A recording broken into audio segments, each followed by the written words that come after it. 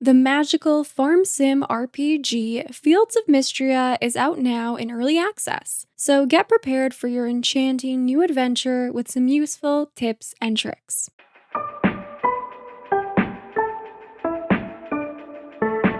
Hello friends, welcome back to my channel. I'm Sarah Sunstone, and today we have a brand new episode of Wish I Knew,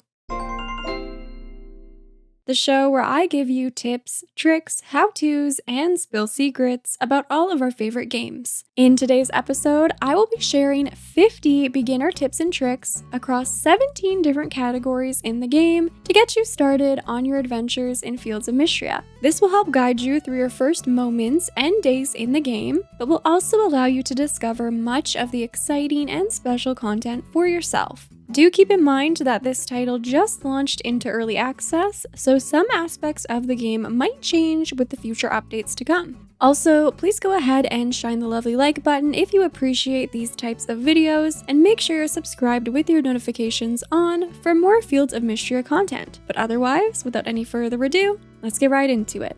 Character customization. In the game's initial character customization, you will be met with so many fun options to create your adorable avatar. You can click into each category to browse all of the different options, including different colors of each style. Now, don't stress out too much over your initial creation, because all of the starter options will remain unlocked for you to go in and choose from at any time from your journal. This also includes all of the previously mentioned color variants. So take your time and enjoy the process, but no need to stress. Make sure you also click into the categories that are grayed out initially, only because they're unequipped on the starter avatar. There are really cute options here for hats, bows, glasses, facial hair, and backpacks, so don't miss these. But again, if you do, just pop back in later to equip some of these cute items through your journal. Along with being able to change your character's outfit at any time, you can also change your name, your pronouns, and your farm name later on. It seems that the only thing you won't be able to change later is your birthday, so make sure that you're happy with this before beginning the game. One other really neat feature is that you can create outfit presets for your character by clicking this pink button from the character customization screen in your journal.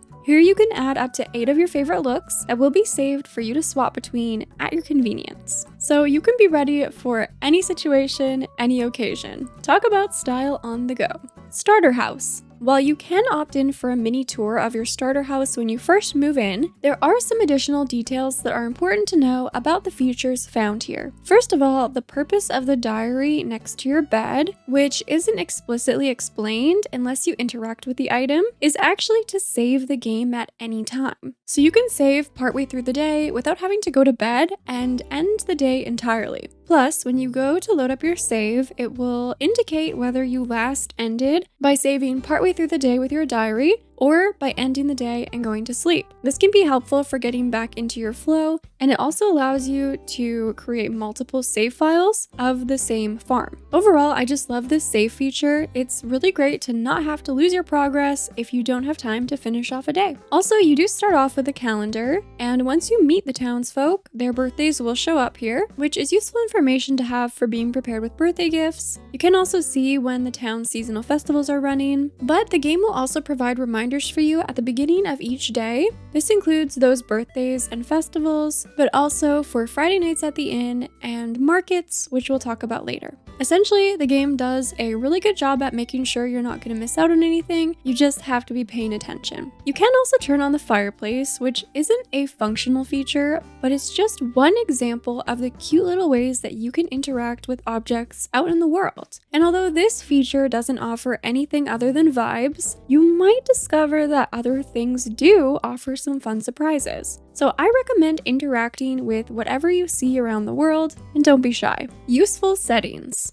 Now, if you ever do need to step away from the game for just a moment, but you're not quite ready to completely call it a day, if you open any of the menus, your game will pause, and if you completely click out of the game into another window or monitor, this will also pause the in-game time. Just make sure if you opt for the second method of clicking out, that the clock is actually frozen before you completely take your attention away, just to be extra certain. Next, if you prefer having a 24-hour clock, you can change this under gameplay settings. You can also change the scale of your gameplay to be more or less zoomed in under display, so the interface can meet your visual preferences and fit your monitor or Steam Deck better. While I personally love all of the sounds that occur when interacting with the world, if certain ones bother you, some specific sounds can be turned off under audio without having to completely turn down the SFX volume altogether, so this could come in handy. Also, under accessibility settings, you can turn off the visuals for different weather, so it'll still act as if it's a rainy day, but you won't visually see the rain effects. If you don't want to turn it off completely, you can just tone it down to lower the strength. There are also quite a number of other settings under this tab that can help your gameplay be more comfortable for you.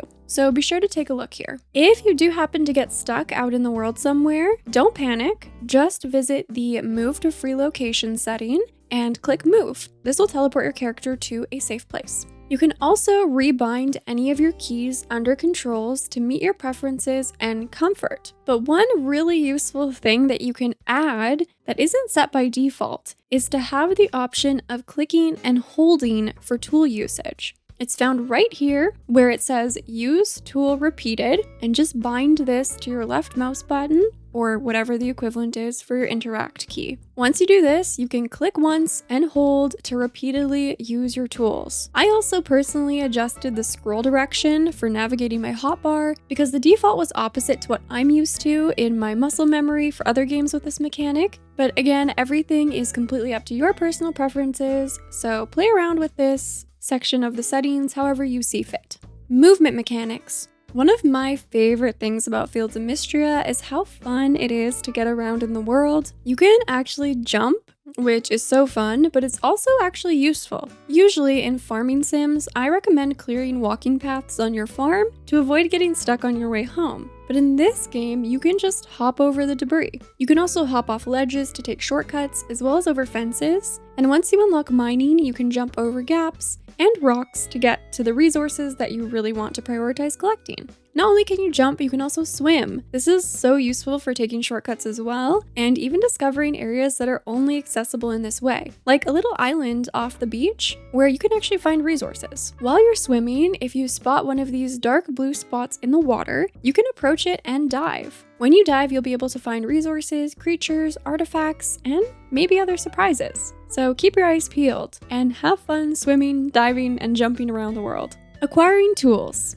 Now, quite often in farming games, you'll just start out with all or most of your tools, but Fields of Mistria is built different. You will start out with your sword since you're arriving from the Adventurers Guild, and you will be gifted your starter hoe from Celine, along with your watering can, which never seems to run out of water, from Hayden on your first day. On day 2, you will receive your axe from Island, but the rest of the tools will require you to complete some steps in order to get them. So let's go over all of that next. To get your pickaxe, you'll need to accept and complete the Do a Bro a Favor request, which is available on Spring Day 2 at the request board. This one is super simple. All you need to do is go talk to him. Similarly, to get your bug net, you will need to accept and complete the Something's Bugging Me request, which is also found on the request board from Luke on Spring Day 4. This quest is also very straightforward. You just need to visit the Sleeping Dragon Inn, and in turn, you'll get your bug net. The fishing rod must be purchased at Tarithia's tackle store, which is found down by the beach, and the fishing rod will cost 500 tesserae, which is the name of this game's currency. The shovel must also be purchased. This is available at the general store and also costs 500 tesserae. Inventory management. There is an inventory upgrade which is available at the general store for 1,000 tesserae, and I would definitely recommend saving up for this as soon as you can because it will be easier to make even more money with the extra pocket space of 10 entire slots. In the meantime, you can actually drop items from your pockets by throwing them with the G key, which I discovered completely on accident, or the equivalent if you're playing with a controller, just check under your keybinds. Anything that you drop, you can go back to pick up later, and it seems like from my experience, things won't despawn. So in theory, you could run around the town foraging and collecting things, even when your pockets are full, and then run back around later with empty pocket space to gather anything you left behind, even in future days. so you don't have to go back on the same day to collect your stuff. I definitely recommend always leaving your watering can at home because you won't need that when you're out and about. The only tools you really need to keep on you at all times, and that even depends on the activities that you enjoy partaking in, would be your pickaxe, your bug net, and your fishing rod. The rest you can leave at home unless you're headed on a trip to the mines, in which case you should bring your sword. Farming. While overall the farming system works very much as you would expect, there are a couple of unique things to note for early games specifically. So in order to shape your farm plots, you will need that shovel tool. This has a practical application for expanding your farmable area so you can grow more crops. Otherwise, you will be limited to the starting space that you're given. But it also has an aesthetic purpose to make cute shaped layouts, so that's also a fun little touch. You might also notice that debris will spawn around your crops, not just at the turn of the season. While this isn't too problematic, if you would like to take care of this problem and keep things all neat and clean, you can simply craft some fencing to surround your plots, which we'll talk more about crafting later. And remember, you can jump right on over the fencing, no problem. So it's not an obstacle for you. The other really nice farming feature is that once you ship a crop for the first time, the next day you will receive a letter in the mail that actually includes a recipe that you can cook with whatever item it was that you shipped. All you have to do is equip the recipe, learn it, and it's yours to keep. Treasures.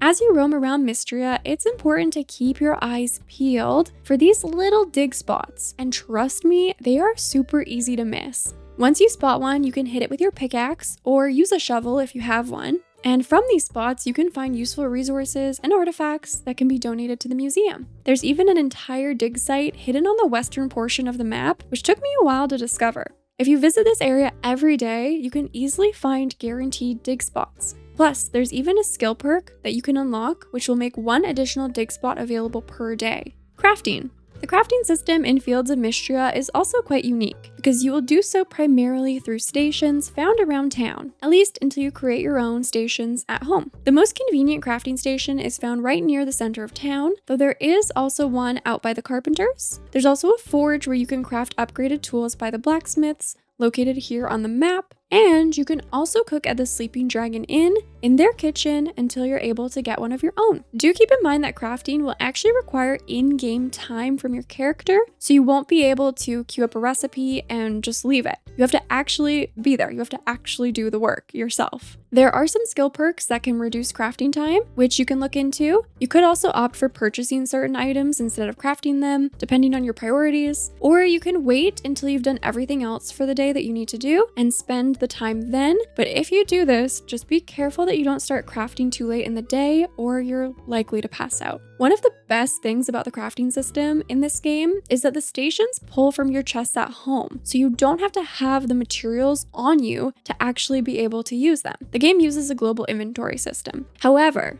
to keep items safe, you can also lock chests by clicking this little icon here. This will remove the contents of this specific chest from the global system, so if you have any prized possessions, quest items, or important materials that you want to keep safe, you can do so to avoid them being used when crafting. Request board. There are new requests posted by the townsfolk on the quest board in town all the time, so I recommend going to check every single day and accepting whatever is posted. The great thing with this game's questing system is that you can accept as many at a time as you would like, and they do not have time limits on them, so there is no pressure to complete them. Since the quests won't expire, you can seriously just take your time. Plus, the quests offer a wide variety of useful and unique rewards, so this is a great way not just to earn lots of tesserae, but also to unlock recipes, tools, new items, and also surprises.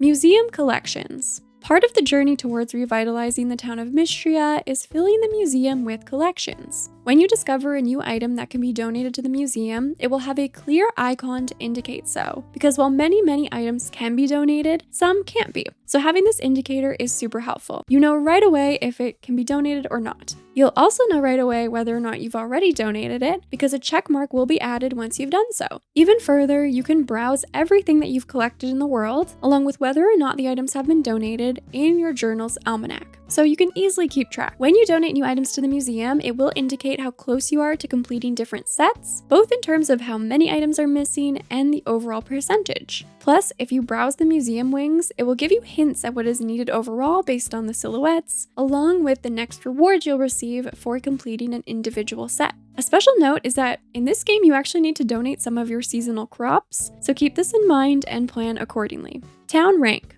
The town is a ranking system which you'll be tasked with improving as you help around Mistria to gain favor with the capital. You do this by earning something called renown. Actions that contribute towards your rank and provide you with renown include selling items, making donations to the museum, and completing quests. So focus on these 3 activities and you'll raise your rank no problem. For each level that you raise your town rank, you will receive a variety of great rewards. You will need to head to the chest found right next to the request board in town to collect the rewards. If you earn Tesserae, you'll need to equip it and use it to add it to your wallet. The same goes for clothing, which will then become available in your character customization menu, including all the color variants, so you don't just have to pick one. Skill perks.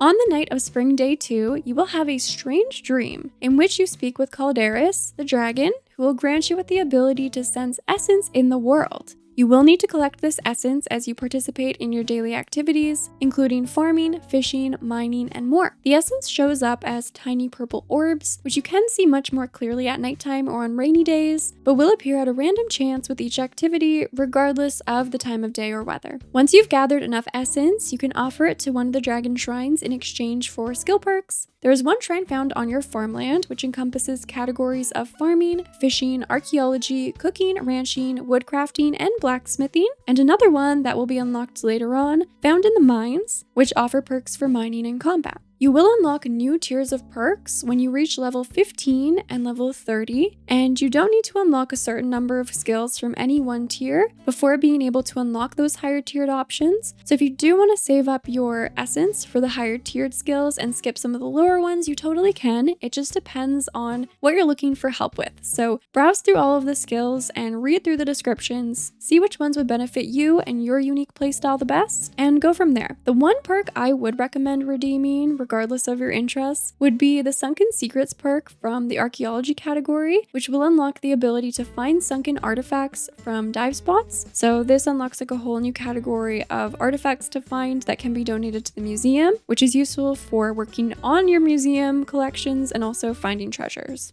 Socializing. You will be introduced to the characters of Mistria throughout the story and through Adeline's first request of meeting the townsfolk. Once you meet them, they will show up on your map, so they're easier to locate when you might need to find them. You can talk to the characters every day, and you can give them their favorite gifts to win their heart. To figure out what to give them, be sure to pay attention to their preferences that they mention in dialogue. And when you experiment with giving gifts, keep track of their liked and loved items in your journal. Further, it's shown here who is single and available for romance, but this is also indicated when chatting with them directly, where romanceable candidates have purple heart icons on their dialogue boxes. Now, your day-to-day routines might become really busy, so one of the best times to socialize is on Friday nights at the Sleeping Dragon Inn. On your first Friday, you'll receive a letter from Reina inviting you to the gathering, and this is something you definitely do not want to miss. After 6 p.m. on Fridays, everyone in town gathers here for a good time, so if you drop by, it is the perfect time to chat them up, give them gifts, and perhaps even turn in requests, though do keep in mind that some requests might pull you away from the inn,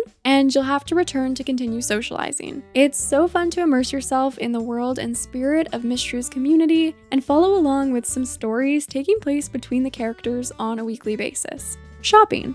There are lots of shops to visit in Mistria, but 2 of the most special ones have rotating stock, so you'll want to save up your Tesserae and check back frequently. The first is Balor's Wagon, which is located just north from your farm and will rotate stock every single day. This includes clothing, recipes, ingredients, materials, and crafting scrolls. However, do be aware that some items can be found for free around the world, like many of the offered resources and materials, so keep your eyes peeled. On the other hand, certain resources may be worth purchasing when they are very difficult to find otherwise. So it's all about the balance. Second up, you will receive a letter in the mail from Adeline during your first week to kick off the quest of repairing the bridge to reach Mistria. You can complete this basically right away if you want to, as soon as you collect 60 wood and 60 stone. Once you do so, you will unlock Saturday markets. So if you plan accordingly, you can experience your first market on the very first week of your gameplay. I highly recommend saving up your tesserae for this market when you can, because there are so many amazing, unique items to purchase from the visiting vendors. There are 4 vendors in total. The first offers furniture, including indoor and outdoor furniture items, clutter decor, and also crafting recipes. The next is a clothing shop offering unique styles to add to your collections. The third vendor sets up a cute little cafe from which you can purchase different foods and drinks to enjoy, but also cooking recipes so you can make new treats yourself. And finally, the hair salon, where you can learn new hairstyles and purchase cute accessories. These items will change every single week, so be sure to snatch up your favorites when you see them.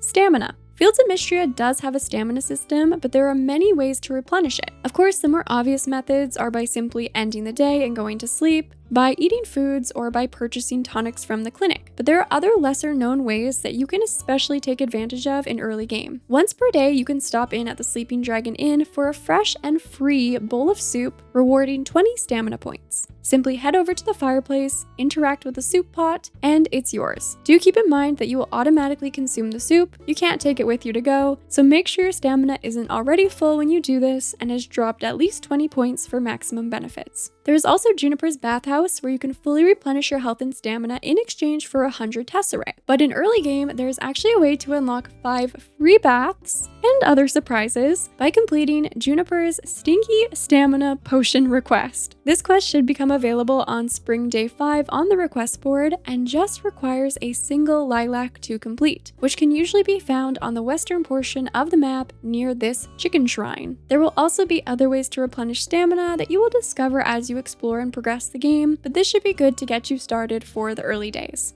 Other features. I also wanted to briefly touch on some other main mechanics that won't unlock for you right away, so you don't need to worry about missing something, and you'll know exactly how and when you can get started with these aspects of your gameplay. To unlock the mines, you will first receive a letter from Island on Spring Day 6, which asks you to go visit the museum. Here you'll learn that Errol is not on board with reopening the mines until Mistria has reached a town rank of Stone, which requires level 10. So you'll need to continue working on donating and selling items, along with completing requests, to achieve this rank before you'll gain access to the mines. And yes, you're also correct that there is magic in Fields of Mistria, but you won't discover it right away. If you do continue on the quest of reopening and exploring the mines, you might just uncover these secrets in due time. And finally, to start off with ranching, you will need to acquire blueprints first for either a coop or a barn from the carpenter shop, and you'll also need the proper resources to craft the building. From here, you can visit Hayden's ranch just west of your farm to purchase animals, along with precious toys and adorable accessories for them to enjoy as well. Well, there you have it, friends. I hope these 50 beginner tips and tricks will help you first getting started with your adventures in Fields of Mistria. Let me know down in the comments which tip was the most helpful for you. Also, if you'd like to follow along from this point onward with my journey in the game, please come join our streams or enjoy the replays to see what we discover next. I hope you enjoyed yet another episode of Wish I Knew. And with all that being said, thank you so much for watching. I love you all, and until next time, take care.